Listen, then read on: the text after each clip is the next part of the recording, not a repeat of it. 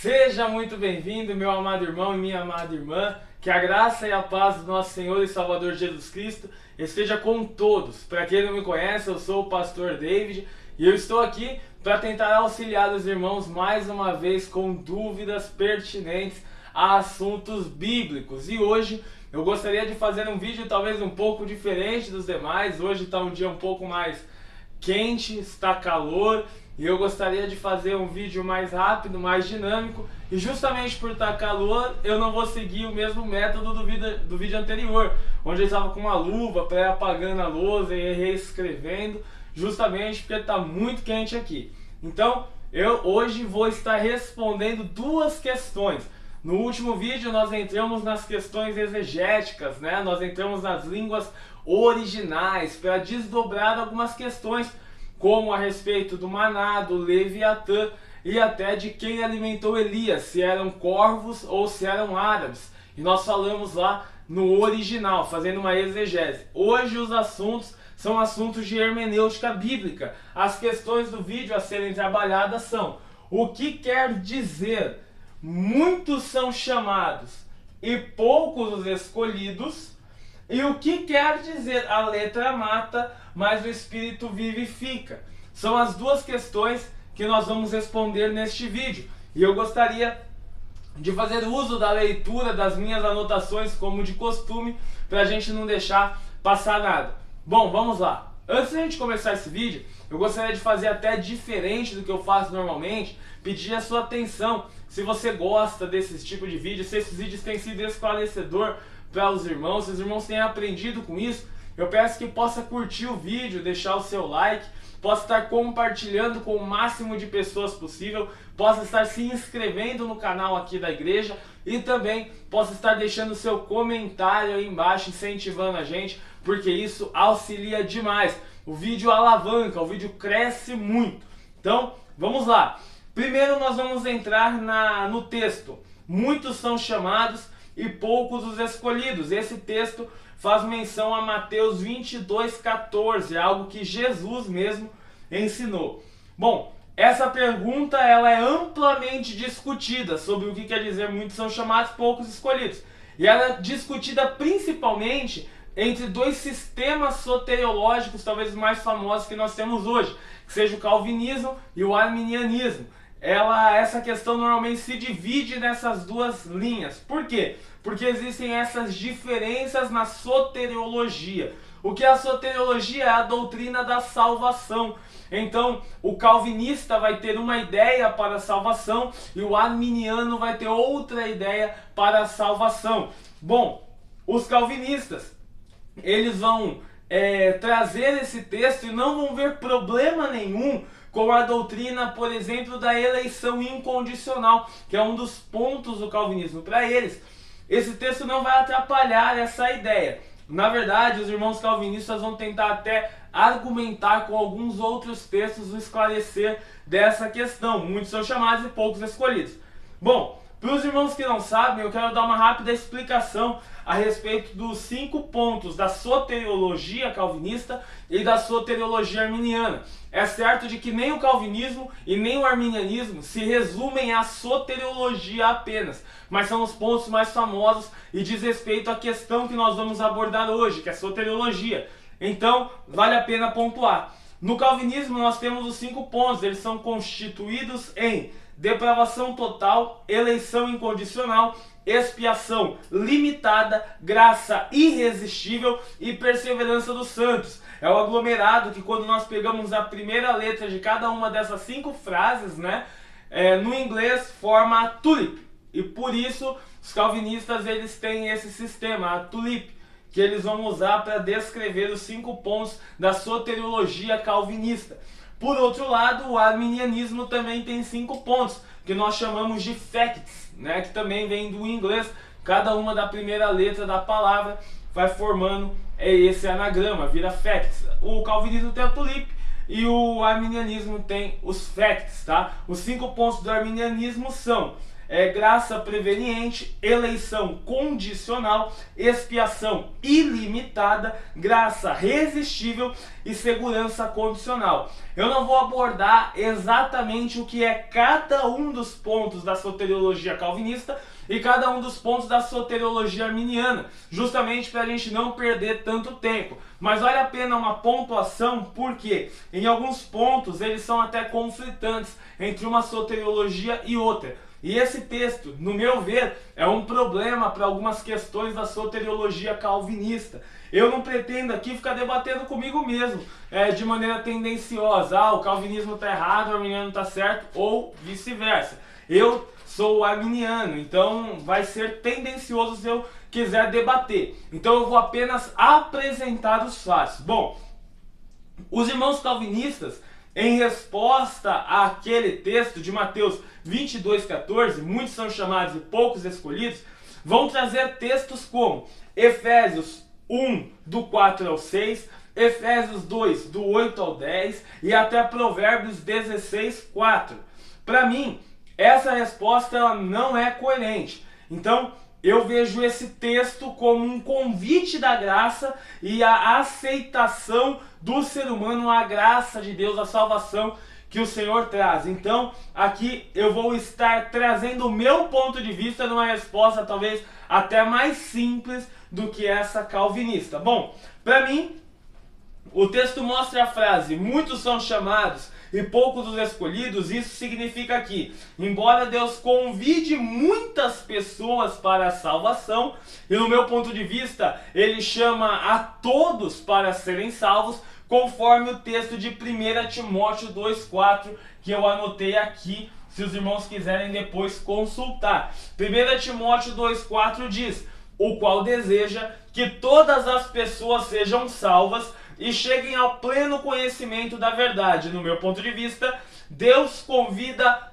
todas as pessoas para a salvação, mas nem todos são escolhidos, porque nem todos aceitam esse convite para a salvação. Logo, o texto de Mateus 22,14 mostra que o chamado para a salvação é universal, mas a escolha para a vida eterna é seletiva e baseada na resposta individual de cada um em respeito à salvação apresentada. Com isso, nosso Deus eterno e onisciente vê da eternidade passada a nossa resposta à salvação.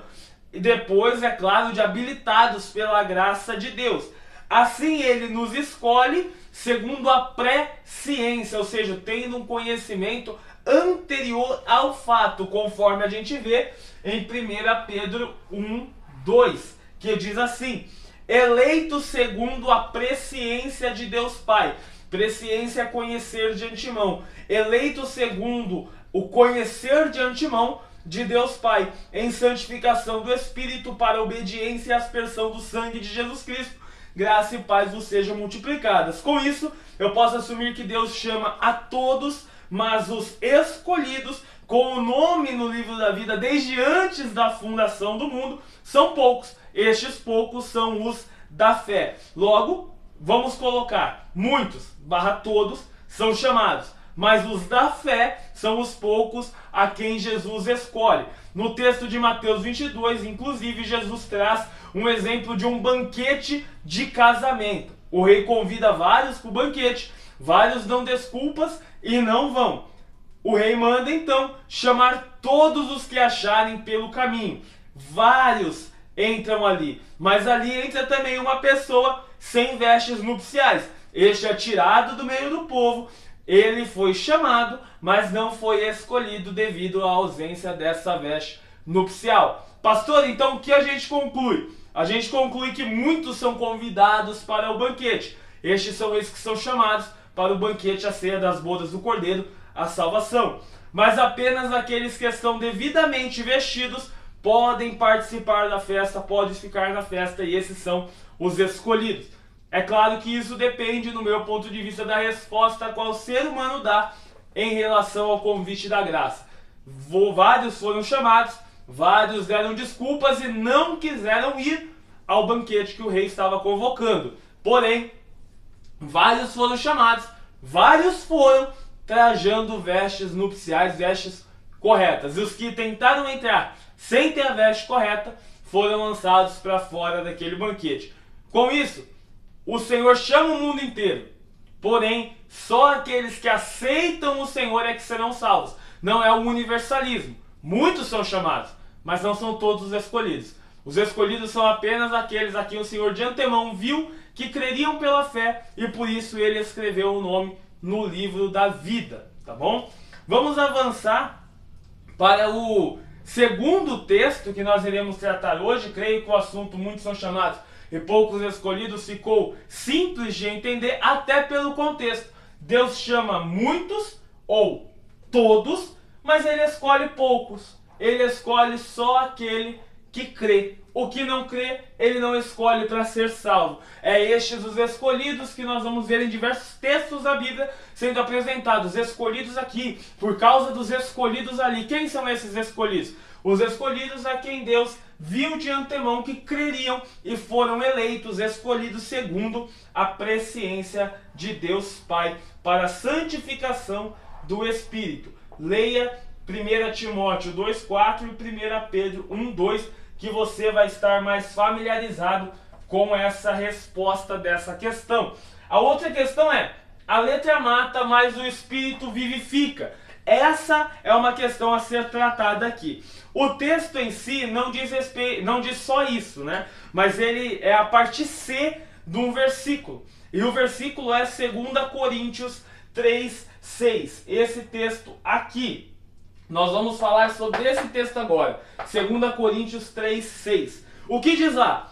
Diz assim: o qual nos fez também capazes de ser ministros do Novo Testamento. Não da letra, mas do Espírito. Porque a letra mata e o Espírito vivifica. Bom, essa questão eu pensei já ter respondido, inclusive no vídeo sobre o sábado. Mas me disseram que não, que eu ainda não respondi. Inclusive no vídeo do sábado falaram que eu não entrei nesse texto. Então eu vou responder agora para esclarecer de uma vez por todas. Alguns usam esse texto para evitar o estudo da palavra de Deus.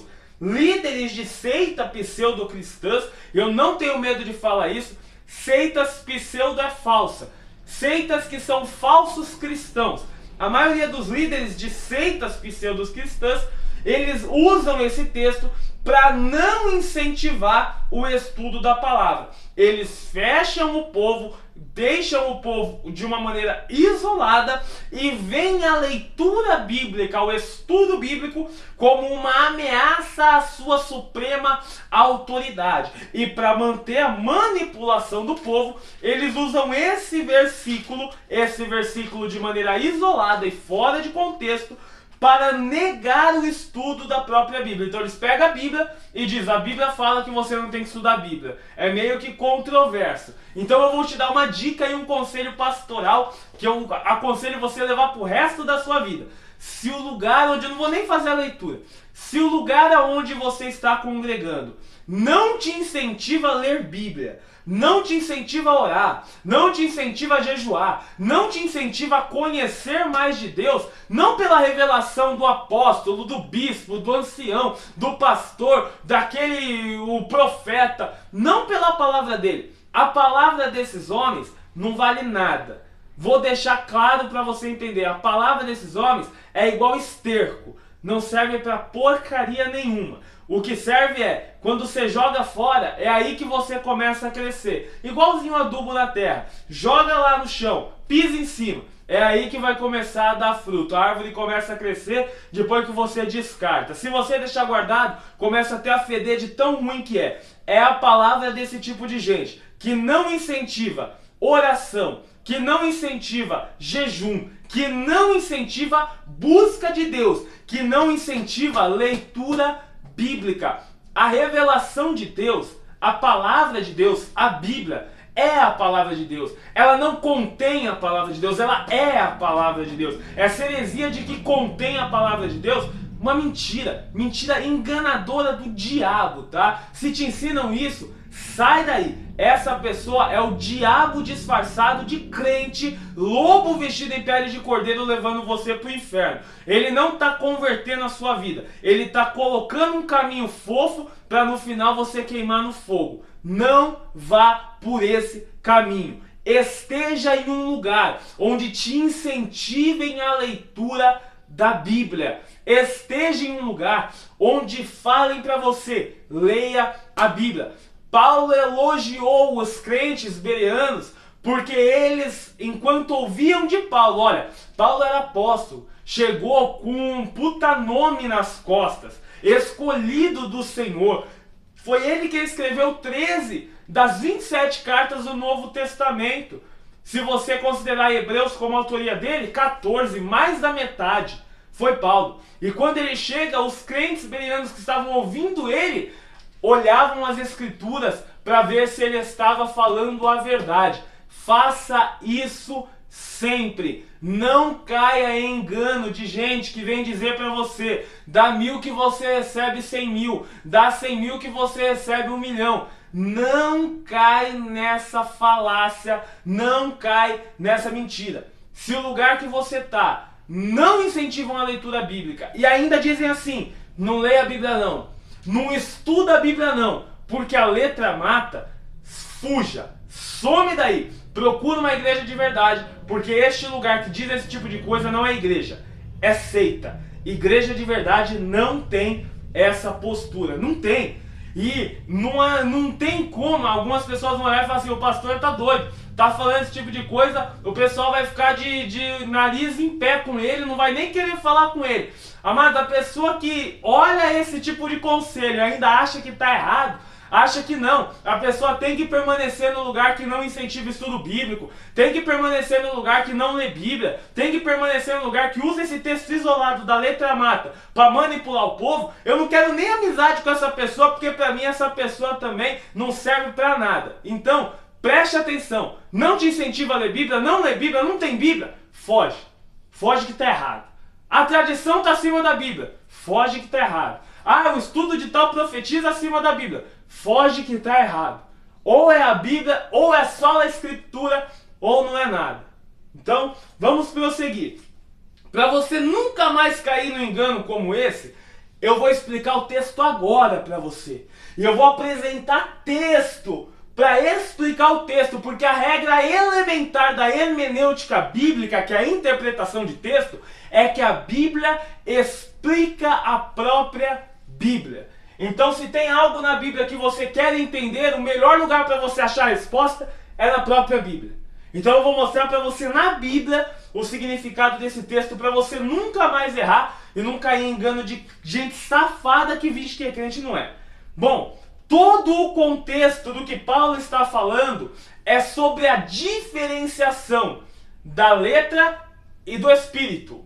Vou trocar da lei e da graça. E você vai entender por quê. Com a parte que diz a letra mata, ela não se refere ao estudo da palavra ou a própria Bíblia. Tinha uma época, no passado, na história da igreja, em que falavam assim: você não pode ler Bíblia não, senão você vai ficar louco. Você não pode estudar a Bíblia, senão você fica louco. Isso aqui é só para o sacerdócio. Isso aqui é só para quem pode. Isso aqui é só para o pontífice. Não é para você não. Bom, esse texto não refere-se ao estudo da Bíblia ou da própria palavra, ou sequer do ensinamento bíblico. Não quer dizer que você vai ler a Bíblia e você fica louco. Não é para te botar medo para ficar longe da Bíblia. Na verdade, a Bíblia incentiva a leitura. Quando Deus fala com Josué, medita na lei de dia e de noite, para ter o cuidado de fazer tudo que nela está escrito. Quando fala a respeito, Paulo escrevendo para Timóteo, ele fala: a Escritura, ela é boa para o ensino, para a exortação. Então, a palavra de Deus, ela é eficaz, é a base da nossa fé. Com isso, a gente vê que Jesus, até Jesus, incentiva porque ele é apresentado como a palavra de Deus, o verbo vivo, a razão, o logos, tá? Ali, a questão letra refere-se à lei de Moisés. E por quê?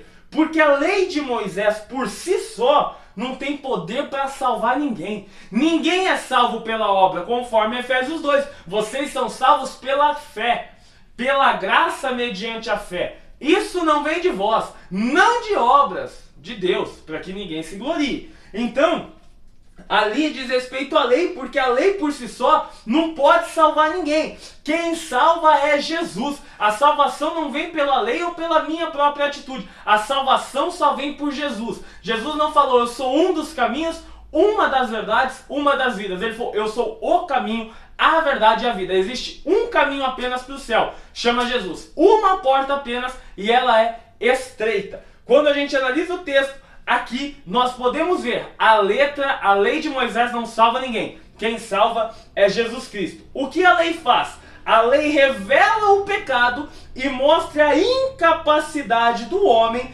em ser perfeito para com Deus. Mostrando assim, tenho 10 regras básicas, os 10 mandamentos, o decálogo. Você não consegue cumprir as 10. Não tem como olhar para os 10 mandamentos e sair perfeito. Nunca errei uma vírgula dos 10 mandamentos. E se você acha que consegue, dos 10, depois vai haver um acréscimo, 613 no total. Ninguém consegue cumprir os 613 de maneira perfeita. Ainda hoje, judeu não consegue. Tem mandamento que é específico para a mulher, específico para homem, específico para levita, mandamento que é específico para o tempo. Não tem como cumprir os 613 mandamentos. Então, para que serve a lei? Às vezes serve para olhar e falar assim, ó, tá vendo como você não consegue? Sozinho não dá. Você precisa de um Salvador. A lei aponta sempre para Cristo. Tudo mostrando que precisa vir alguém para fazer o que o homem pecador e frágil não consegue. Com isso, a gente assume que, pela lei, não tem como o homem agradar a Deus, ser perfeito para com Deus apenas pela lei. Então, vem a parte do que o Espírito vivifica. Essa fala remete à graça de Jesus Cristo e ao poder do Espírito Santo, que salva o homem e capacita o homem a agradar a Deus, a ser bom, a ser correto diante de Deus. E eu vou provar isso lendo o contexto do que nós estávamos falando. E como eu sei que quem está assistindo esse vídeo é porque gosta da palavra de Deus, não vai haver problema de eu ler apenas 8 versículos. 2 Coríntios 3, do 1 ao 8. É o texto que nós estávamos falando, verso 6. Mas agora eu vou ler o mesmo capítulo, do verso 1 ao 8, para nós vermos o contexto. Por que texto? Fora de contexto é pretexto. Pretexto para heresia. Então, vamos ler o contexto. O que diz o contexto? Vamos lá. Segunda carta de Paulo aos Coríntios, capítulo 3, verso de número 1 em diante. Porventura começamos outra vez a louvar-nos a nós mesmos? Ou necessitamos, como alguns, de cartas de recomendação para vós? Ou recomendação de vós? Verso 2. Vós sois a nossa carta, escrita em nossos corações, conhecida e lida por todos os homens. 3. Olha só. Porque já é manifesto que vós sois a carta de Cristo, ministrada por nós e escrita, não com tinta, mas com o Espírito do Deus vivo, não em tábuas de pedra, mas em tábuas de carne do coração. Esse é o verso 3. Nós vamos entrar no 4, mas essa questão de tábua de pedra e tábua do coração é uma clara referência a Jeremias 31, do 31 ao 33, que diz assim: Eis que vem dias, diz o Senhor, em que farei uma aliança nova com a casa de Israel e com a casa de Judá. 32. Não conforme a aliança que fiz com seus pais, no dia em que os tomei pela mão, para tirar da terra do Egito. Por quê? Porque eles invalidaram a minha aliança. A aliança aqui, a lei de Moisés, foi invalidada pelos homens que a receberam. Olha o verso 33. Agora esta é a aliança que farei com a casa de Israel depois daqueles dias, diz o Senhor. Colocarei a minha lei no seu interior e escreverei esta lei no seu coração. E eu serei o seu Deus e eles serão meu povo. Tal como nós lemos no verso 3 de 2 Coríntios. 2 Coríntios 3, 3, que diz: não escrita com tinta, mas com o Espírito de Deus. Foi escrita com o Espírito de Deus, não em tábua de pedra, mas na carne do coração. Vamos prosseguir a leitura para o verso 4. Você já vê que Jeremias está profetizando uma diferença de lei. A lei de Moisés, os homens anularam, pecaram, erraram. Eis que vem dias que o Senhor faz uma nova aliança. A nova aliança ali é Berit Hadashah, do hebraico. E isso quer dizer novo pacto, novo acordo, novo testamento, inclusive. Quando a gente pega Jesus falando, essa é a nova aliança no meu sangue que eu firmo com vocês, ele está falando dessa aliança profetizada por Jeremias em Jeremias 31:31. Duas alianças, ministério de Moisés, ministério de Jesus. Aliança do Sinai, aliança do Calvário. Aliança de Deus que ele faz por intermédio de Moisés e aliança que Deus faz em Cristo ali, Deus pleno, Deus homem, né? Então, nós temos essa divergência de alianças.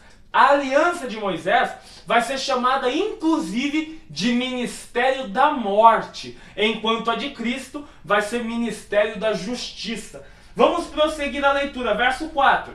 E é por Cristo que temos tal confiança em Deus. Não que sejamos capazes, por nós, de pensar alguma coisa como se fosse de nós mesmos, mas a nossa capacidade vem de Deus. Verso 6 que nós lemos. O qual nos fez, quem? Deus, capazes de ser ministros de um novo testamento. O de Cristo, não de Moisés, o de Jesus. Não da letra, é o que ele diz. Não da letra, ou seja, não o de Moisés, não o da lei, mas o do Espírito, ou seja, da graça, do Espírito Santo. Por quê? Porque a letra mata e o Espírito vivifica. Olha o 7. Se o ministério da morte, gravado com letras em pedras, qual foi o único momento gravado com letra em pedra? O próprio Deus escrevendo o Decálogo, os 10 mandamentos. O verso 7 está chamando isso de ministério da morte, gravado com letras em pedras. E diz, ele veio em glória, de maneira que os filhos de Israel não puderam olhar para a face de Moisés, por causa do resplandecer do seu rosto, o qual era passageira, o qual estava se acabando, ou seja, a glória, Moisés viu, resplandeceu o rosto dele e estava já se esgotando. Aí ele fala no 8, como é que não será de maior glória o ministério que vem do Espírito? Fazendo menção a Jesus. Então ele coloca a lei de Moisés, teve glória, o rosto dele até brilhou, mas tem o de Cristo. Esse é de maior glória do que o de Moisés. Então, eu acho que eu posso parar a leitura por aqui, para a gente não se alongar demais. Vamos para a reta final desse texto. Tendo agora ciência do contexto de 2 Coríntios 3:6, que era o texto-alvo, a letra mata, mas o Espírito vivifica, a gente consegue entender com clareza. O ministério gravado com letras em pedras é o Antigo Testamento, o Testamento de Moisés, é a guarda da lei. Esse ministério, mesmo servindo para a morte, teve a sua glória. Mas há maior glória no ministério ou no testamento que é trazido por Jesus. Essa é a nova aliança que está no nosso coração, conforme Jeremias 31:31. Esta que traz vida, essa que vem do Espírito. Outra prova para mostrar para você que a lei ali, a letra, refere-se ao Antigo Testamento e o Espírito refere-se ao Novo, é Romanos 2:29, que você pode fazer a leitura se você assim o desejar, inclusive eu aconselho. Diz assim, porém judeu é aquele que porém judeu é aquele que o é interiormente, e circuncisão verdadeira é a do coração, pelo Espírito, não segundo a letra, e cujo louvor não procede de seres humanos, mas de Deus. Claramente, Paulo diz que a aliança de Deus não é com o judeu que é judeu segundo a letra, mas com o judeu, entre muitas aspas, que tem o coração circuncidado. Isso é, aquele que crê em Jesus, o filho de Abraão, não pela descendência, o filho de Abraão pela fé. Ou seja, eu e você que cremos nesse Jesus Cristo. Aqui está claro que a letra refere-se à lei de Moisés, porque ele fala de algo da lei de Moisés, a circuncisão, e fala, a circuncisão ela é no coração, pelo Espírito, não conforme a letra. Que letra é essa? Qual a letra que mandava fazer a circuncisão no 8º dia? A lei de Moisés. Outra menção ainda é Romanos 7,6, que está aqui, ó. Procura também, leia também, faça favor.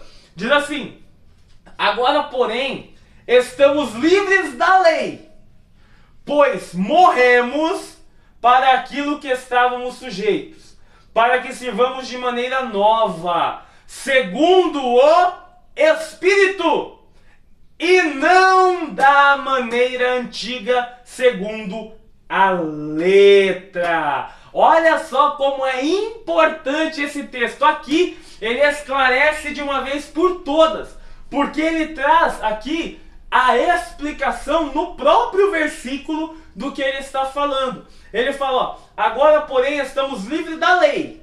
Por quê? Porque morremos. Ou seja, o ministério da morte já foi cumprido, já morremos para aquilo que estávamos sujeitos. Agora nós temos que servir de maneira nova. Servir de maneira nova não é segundo a lei, é segundo o quê? Segundo o Espírito. Então tem duas maneiras, a antiga, que é a lei, o Antigo Testamento, e a nova, que é segundo o Espírito. Olha o que ele fala aqui, não da maneira antiga, ou seja, temos que servir da maneira nova, na maneira do Espírito, e não conforme a maneira antiga, a maneira da lei. Segundo a letra, ou seja, ele mostra que a maneira antiga é a letra. Então aqui ele traz uma clara explicação de que a letra é também entendida como a lei. Que lei? A lei de Moisés. É por isso que o cristão hoje não segue a lei de Moisés, porque a lei de Moisés ela serve para a morte. Como assim? Ela apenas infla, enche o pecado. A lei, ela é antiquada e está prestes a acabar. A gente vê isso em Hebreus 8,13. A lei, nós vivemos a graça e estamos livres da lei. E inclusive eu sugiro a leitura de Romanos 5:20. Por quê? Porque vai nos ensinar que a lei ela serve para apontar o pecado. Por isso que é o ministério da morte, porque ela aponta a tua condenação. Ela mostra para você assim, ó, você não consegue, você não é capaz, você não consegue vencer sozinho. A lei ela vem apontando e falando assim, olha, você é pecador, você é culpado do fogo do inferno. É isso que a lei faz. Aí vem Cristo e fala, a lei aponta que o pecado deve ser punido com a morte. Eu vou então morrer no lugar deste povo. E ele traz o Novo Testamento, conforme Hebreus fala, o Testamento tem força depois da morte do testador, porque o Primeiro Testamento também entra em vigor com o sangue. Então, nós temos que Jesus, depois da sua morte, inicia-se esse Novo Testamento, essa nova trajetória que é guiada pelo Espírito Santo. A palavra diz, porque o Espírito Santo vos guiará em toda a verdade. E ele começa em Atos 2, quando cai sobre o Espírito Santo, sobre a igreja ali, ele enche aquele povo, as vidas que estavam ali, e então as pessoas são guiadas pelo Espírito Santo no ministério da verdade, livre da condenação da lei, para viver agora a graça de Cristo. Pastor, então põe um ponto final nesse assunto aí. A letra mata, mata sim. Ah, o estudar da Bíblia? Jamais. O estudar da Bíblia amadurece o crente fraco. A letra que mata é a lei de Moisés. A lei de Moisés mata, mas o Espírito que é dado por Jesus pela graça vivifica, ou seja, traz vida. A lei de Moisés mata, mas o Espírito Santo que Jesus Cristo promete e entrega, batiza com o Espírito Santo, porque ele é o único batizador que tanto batiza, conforme João Batista falou, com o Espírito Santo com fogo. Então a letra mata, a lei de Moisés mata, mas o Espírito que Jesus deixou pela graça traz vida. É isso que quer dizer o texto. E o primeiro nós falamos, Jesus chama todos, ou muitos, mas poucos são os escolhidos. Os poucos escolhidos são aqueles que demonstram fé ao chamado, aceitam o chamado, fazem diferente do jovem rico.